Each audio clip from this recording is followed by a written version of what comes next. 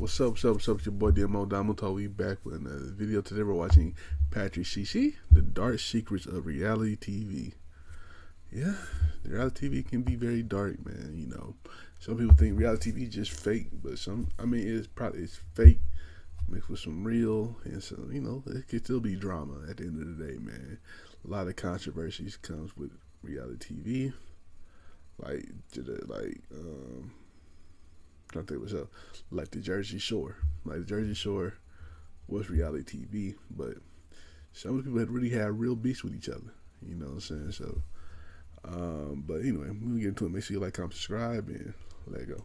Most people understand that reality shows aren't exactly real, but to dismiss the shows and just say, oh, it's all scripted, it's all fake, that's not exactly true either. You see, these shows operate more like human science experiments than scripted entertainment. Producers aren't necessarily telling contestants what to do, what to say, and how to act, but going through a series of calculated behind-the-scenes steps to control the environment and nearly guarantee chaos on camera. Unfortunately, because these tactics are designed to push people past their breaking point, there have been countless cases where contestants' lives were tragically cut short, with many pointing to the mental and emotional toll these shows have had on them. Today we are going to uncover the step-by-step process reality shows use to psychologically manipulate their contestants into getting the entertainment that they want, and all the ways it has gone horribly wrong. It all starts with the people they cast in the first place, whose personality profiles will naturally clash, ensuring fights and maximizing drama. Even though reality shows can have vastly different premises, most of them follow a similar structure. Bring a group of strangers together, isolate them from the outside world, and then put them through some kind of challenge with real stakes on the line. And whether the final prize is money or love, the production process for maximizing the entertainment value of these shows is mostly the same, and a lot of it relies on morally unethical behavior. Before the cameras turn on, reality shows have an extremely calculated casting process. The first step for getting on many reality shows is a lengthy application, and we're not talking a job application. Shows like Big Brother require IQ and psychological evaluations to ensure contestants will be able to perform under pressure. Survivor is similar, where production goes through 25,000 initial applicants, complete with background and psychological screenings before they're even considered for a callback. One of the reasons why this process takes so long is because producers aren't just looking for good contestants, they're looking for specific characters. Every person on the show has to fit a very specific role. You might have the hero, the villain, the underdog, the heartbreaker, the loudmouth, the wild card. It's like casting for a movie, except the script hasn't been written yet. And usually the most successful shows are when everyone plays their role perfectly. Like in Jersey Shore, Ronnie was the hothead who wanted to start fights. Jenny was the female hothead who wanted to start fights. Snooki was the lovable mess. Mike the Situation was the arrogant loudmouth. Vinny was the laid-back lovable nice guy. Pauly D was the uplifting wingman. You knew exactly what you were going to get from each character, which made the show easier to produce, made the stories easier to write, and fans could easily understand and develop parasocial relationships with the cast. However, during the casting process, what producers are truly looking for are people that exhibit characteristics known as the dark triad. The term dark triad refers to a trio of negative personality traits: narcissism, Machiavellianism, and psychopathy. Put more simply, they're looking for those who are entitled, lack empathy, and manipulate others. Why? Well, these are the people that create the best drama. A perfect example is Russell Hantz from Survivor. But first, a quick word from today's sponsor, Fume. Flavored air is quickly becoming the leading alternative to vaping and smoking. To get yours today. Despite the show's focus on strategy and endurance, Russell became legendary for burning other contestants' socks, sabotaging food supplies, and lying straight to people's face. He wasn't just playing the game, he was thriving on manipulation and control, and fans love to hate him for it. Some contestants wear these dark triad traits like a badge of honor. Tiffany New York Pollard is one of the most iconic reality stars in history who was unapologetic about stirring up drama on VH1's Flavor of Love. She was You can choke. Wait, if there's a Hall of Fame for a reality TV star, New York is definitely in that motherfucker. Mount Rushmore, for real. A reality TV show star in New York. This was the first New interaction York. I really had with Rain. So I wanted to see her her anger level. I wanted to see if I was powerful enough to twist her mind. It was a mind thing. She got mind screwed by me, and it worked. My advice to the other ladies in the house would be beware of me, because I'm not backing down. Or take Stephen Bear from X on the Beach. He built a persona around seduction, betrayal, and exploiting his relationships for entertainment, but it turns out this was no persona. This was actually who he was in real life. Bear was convicted and jailed for revenge porn after leaking explicit footage of an ex-partner online. He was sentenced to 21 months in prison. Psychologist Pamela B. Rutledge says that the perfect reality TV star and the perfect scammer or con artist have many overlapping traits. Actors, con artists, and scammers all tend to exude energy and have excellent powers of persuasion. The best scammers can project something desirable and likable about themselves to increase perceptions of trust and appear to offer an opportunity with lots of upside while glossing over the risks. And to no surprise, there are literally countless people who were found guilty of financial crimes before or after appearing on reality TV. Jen Shah from The Real Housewives of Salt Lake City was running a telemarketing scam targeting vulnerable, often elderly individuals. Shaw pleaded guilty and was later sentenced to 6.5 years in prison and ordered to pay $6.5 million in restitution. Teresa Giudice from The Real Housewives of New Jersey served 11 months in prison after committing multiple acts of financial fraud. Richard Hatch from Survivor was indicted for fraud and tax evasion. Todd and Julie Chrisley were found guilty of both evading taxes and conspiracy to defraud community banks out of more than $30 million to fund their lavish lifestyle.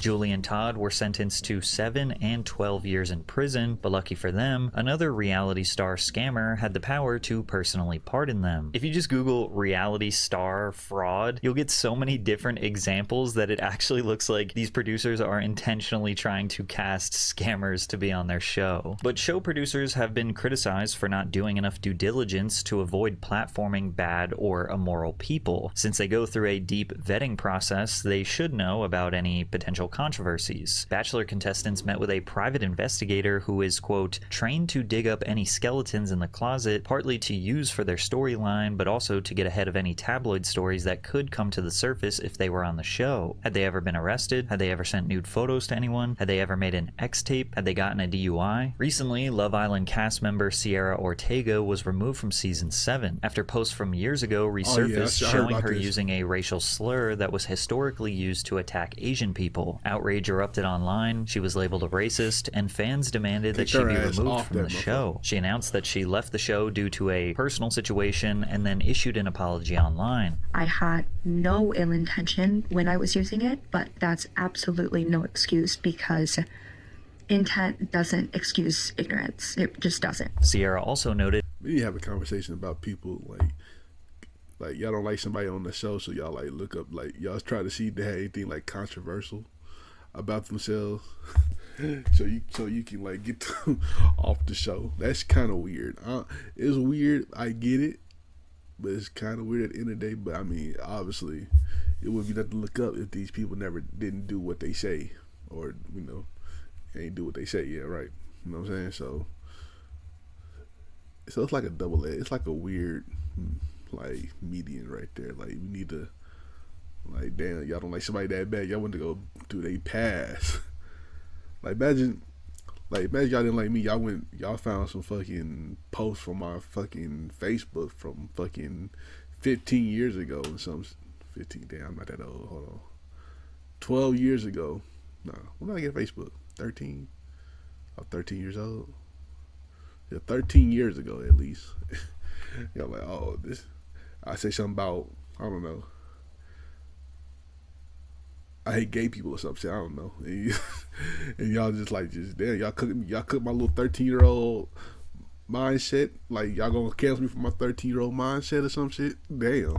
In her apology that angry fans called ICE on her family, and she posted a slew of extremely hateful messages and threats she was receiving. To give you an idea of the magnitude of Love Island and this controversy, Sierra's apology video has over 20 million views. Now, some people were confused why this was being treated as a new news story, considering she had publicly addressed and apologized for the use of this slur before she was ever on Love Island, and that raised some conspiracies. Some suggest that producers producers knew about this controversy before the masses did and actively ignored it. Because if you think about it, Love Island only benefits from Sierra's backlash, as her name is directly tied to the Netflix series. I think it's safe to assume that when it comes to a reality TV show, all publicity is good publicity, right? When Love is Blind, I go lie, if you about to be on TV or something, nigga, just deactivate all your social medias and make new ones. That's probably the best thing to do. faced similar Cause they gonna find something. Even if you don't think you say anything crazy, somebody gonna find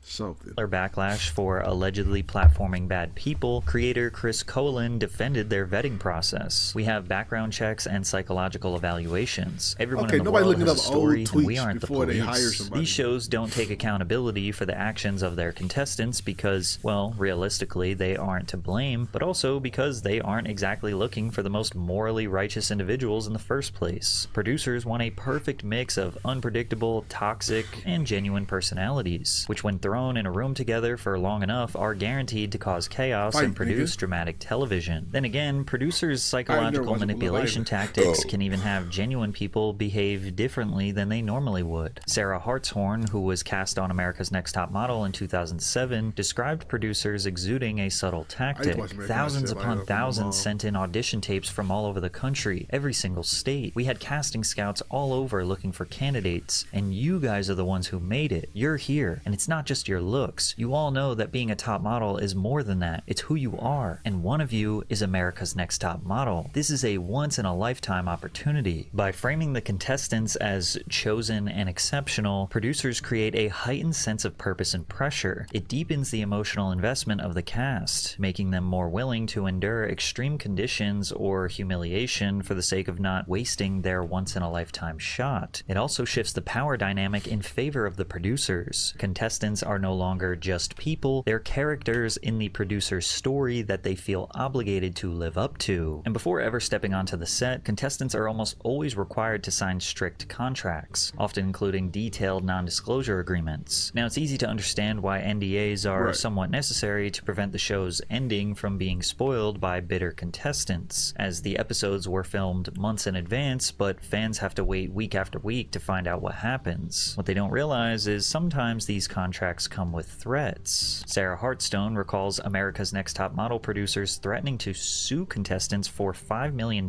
if they leaked any information about the show. The contestants were shook. They thought, we don't have $5 million. The producers replied, we know you don't. We know all about all of your financial information. None of you have $5 million. None of your families have $5 million either. But the NDAs can go even further. They can prohibit contestants from publicly discussing production conditions, mental health struggles during filming, and any manipulative tactics producers use behind the scenes. Take this viral Reddit post from a former reality show contestant, for example. The producers made me go through hell for 4 months. I lost my house, my car, my business, my boyfriend. I was very naive, and they exploited me to the point of a mental breakdown. They used contracts to hold me hostage in a sense, gaslit me every day. I can't even bring myself to discuss what they did, as it's so upsetting to think of, as they used me and I feel so stupid. I'm now living with my parents at 40, too afraid to date or work again, and have overwhelming shame. Now sure, this could just be a random person on the internet making this whole thing up, but this anonymous recount sounds exactly like the countless personal stories I will share throughout this video. So now that producers have acquired a perfect cast of clashing personalities, instilled all of them with a slight god complex, and prevented them from revealing any information about their experience. Hey, let me know what was y'all favorite reality TV show. Trying to think of one reality TV show. American Next Time I used to watch that with my mom. I ain't gonna cap. That was pretty good. Flavor of Love. Was Amazing Race? I love Amazing Race. That reality TV? That's low key reality TV. Amazing Race, top tier. I ain't gonna lie. Who remember Amazing Race? And then Biggest Loser. I remember that one. But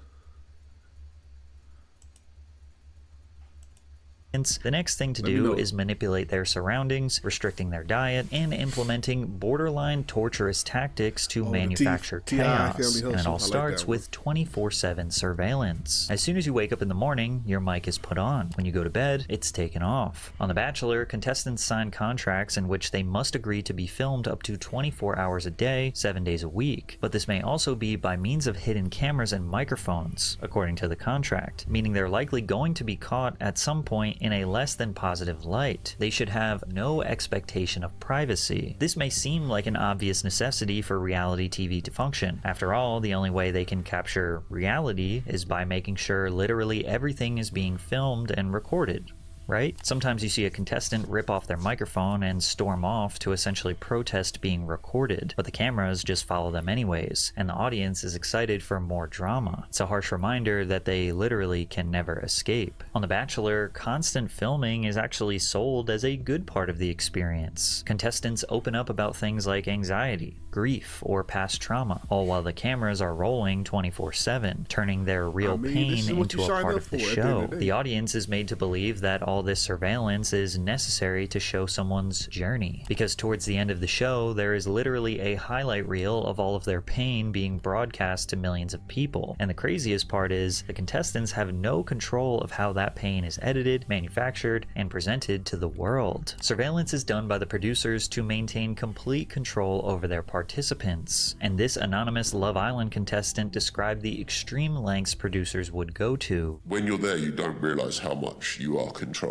by them. If you talk too much about life outside of the island, the voice of God, which is like a big speaker, will tell you to shut up. So it's like, this doesn't make good telly. Most of your day is just filled with gossiping about situations inside the villa, because that's all you're allowed to talk about. Another former Love Island contestant described what producers will do to provoke a situation. They set up the environment to test you because they know exactly what you don't like, they know exactly what you're scared of, they know what you're attracted to, what you're not attracted to, they know your triggers. So it's very easy for them to manipulate your environment and situations to get the best reaction out of you. And especially when the storyline is not going the way that they want, they know exactly how to fix that because they know you very well. You're literally just a little rat in their experiment, and they're trying to see what they can change and what they can do to see how you're going to react and how far they can push you. Now, beyond surveillance, one of the foundational elements of a successful reality show is keeping the contestants in pure isolation. In Big Brother, contestants are confined to a house with no access to phones, internet, television, or contact with family and friends. This isolation forces them to rely on their relationships within the house, making every alliance, betrayal, and argument feel more intense. Former Bachelor contestant Leslie Hughes said, "We have nothing. We are completely cut off from the world. We have to talk to each other. We have nothing else to do." Similarly, Love Island isolates contestants in a luxurious villa where they have no communication with the outside world. There are no distractions, and they essentially create this artificial bubble where everything on set becomes the only thing that matters to them. We didn't have any autonomy at all.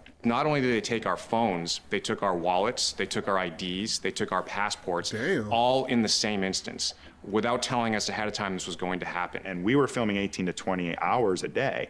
The only time we weren't being filmed was when the union crews swapped out for a new crew because they had met their maximum for the day. You never see daylight unless you're allowed to use the bathroom, which is a trailer outside. They keep you in the state where you really have no idea how much time has transpired.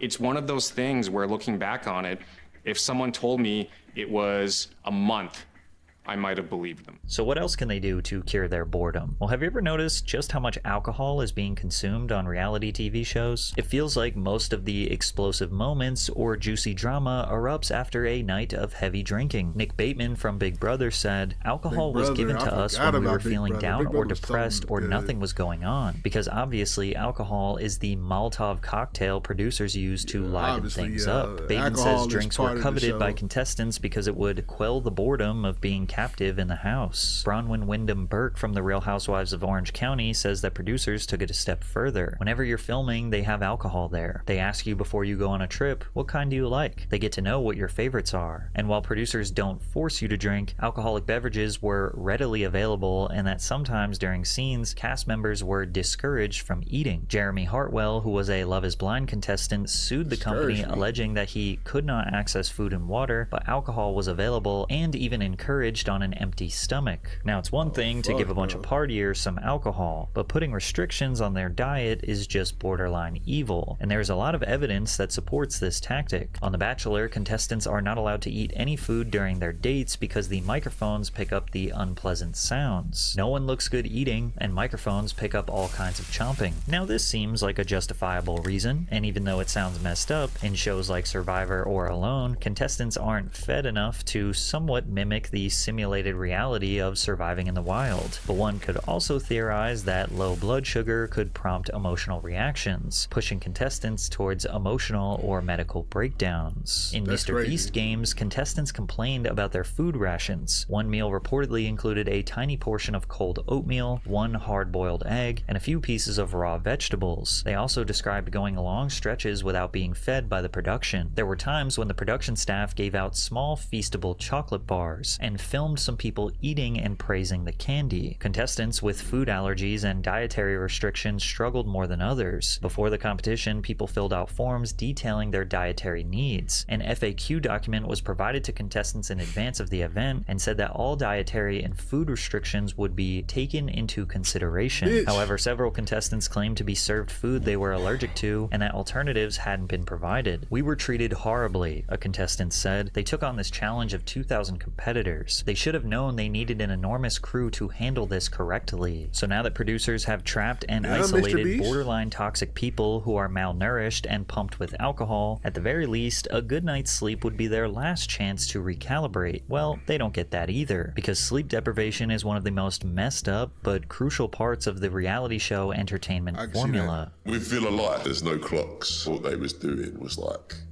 keeping you up really late, waking you up early, so then you're going to react more because you like basically got sleep deprivation. Most competition reality shows follow a similar daily routine. Wake up early in the morning, typically around 7 a.m., then they go do their competitions or tasks for the day. Then in the evenings they talk strategy or socialize with another while getting drunk. Now you have to keep in mind that producers' top priority is to get 45 minutes of watchable television each day. They can count on roughly half of the airtime coming from the actual competitions or tasks, but the other half needs to be the all too sweet drama that everyone craves. And if the day is coming to an end and they don't think they have enough, they will keep the contestants awake. For 3 years, Sarah Shapiro worked as a producer on the reality show The Bachelor. Her task, as she recalls it, was to get the contestants to open up and to give them terrible advice and to deprive them of sleep. She sees it now as complicated manipulation through friendship. In Jeremy Hartwell's lawsuit against Love is Blind, he said that they implemented what was called night dating. "We didn't have clocks or anything, so it's hard to know exactly when it happened, but typically the night dates would last until about 2 a.m. He estimates that between getting back to his hotel room at 3 a.m. and being expected in the lobby at 7:15 a.m., he got 2 to 3 hours of sleep a night. On the challenge, cast members have reported being kept up until 3 or 4 a.m. and then forced into physically demanding tasks just a few hours later. On Love Island, lights in the villa stay on until producers decide it's time for bed, and contestants are often woken up abruptly for surprise challenges. The lights are on the entire time during Big Brother taping, even when the contestants are asleep. Interestingly enough, this is the same tactic that is used by the toughest maximum security prison in El Salvador. Privacy and sleeping with the lights off is considered a privilege. The modules are kept lit all day and night for monitoring. When the sun goes down, the lights stay on all the time. They are constantly being observed. I think this is one of the hardest things. When they try to sleep, they use their towels and cover their eyes to block the light. And if all this manipulation, control, pushing contestants to their breaking point still isn't enough to make a good show, producers have one final weapon. They'll rewrite reality itself through a process known as frankenbiting. Frankenbiting is the editing technique reality TV producers use to reshape a contestant's words and actions into whatever storyline they want, even if it's not what actually happened. Editors take small clips of dialogue, sometimes even single words or reactions, and stitch them together to create entirely new sentences or emotional responses that never happened in real life. Now, a lot of the time, this seems to be completely innocuous. Like this clip from The Bachelor. The girl who says, "shut up," is spliced into the edit to make it look like she interrupted Corinne. I know that I may not be everyone's favorite person. Shut up. And I feel like there's like things going on behind my back, or comments or whispers, and in that moment in real life, when Corinne was talking, Jamie did not interrupt her and say shut up. That was taken from an entirely different moment out of context. And then the women who are shown laughing after Jamie says shut up was also clearly taken out of context. This happens so often in reality TV, and it's extremely clunky to watch. It often makes me wonder how people get so invested when you can see that things are manipulated even for the smallest reasons. However, sometimes situations are chopped up so much and narratives are so distorted that it's shameful producers got away with it. On season 1 of Joe Millionaire in 2003, Sarah Kozer was being portrayed as the bad girl. Producers set up a scene where Sarah and Evan go for a walk into the dark yard where the cameras cannot capture them. They took audio from Sarah getting a back massage from another female castmate hours before and then put it over a vague panning shot of the backyard and made it seem like she was giving Evan top in the woods. They made it look like she gave him head in the woods. But even when Sarah tried to go to the press after the show was over and convince everyone that the whole scene was taken out of context, people around the world were not convinced. Let me take a couple of calls. All right, let's go to Randy. Randy, go ahead. Hey, Howard, how are you? Yeah. Sarah, let me tell you something. You're making up this whole story about you were set up. You were in love with that guy. You were all over him. You went into the woods. We all heard the slurpy noise. Right, you know what? I hate to break it to you. I just want you to entertain the possibility that perchance not everything you see on television is exactly. You didn't give him oral? Well, let me tell you something. Let me tell you something. Hello? As soon as he didn't pick you and you heard he didn't have the money, you were devastated. You're nothing but a gold-digging white trash loser. Although Sarah Kozer handled this scrutiny from the public with grace, others fell victim to the immense backlash. One of the darkest consequences of reality show. I'll be so pissed off if they edit me having sex or whatever with somebody that I didn't have sex with, or whatever thing I did. Like, that's fucked up. I ain't gonna lie. On live TV.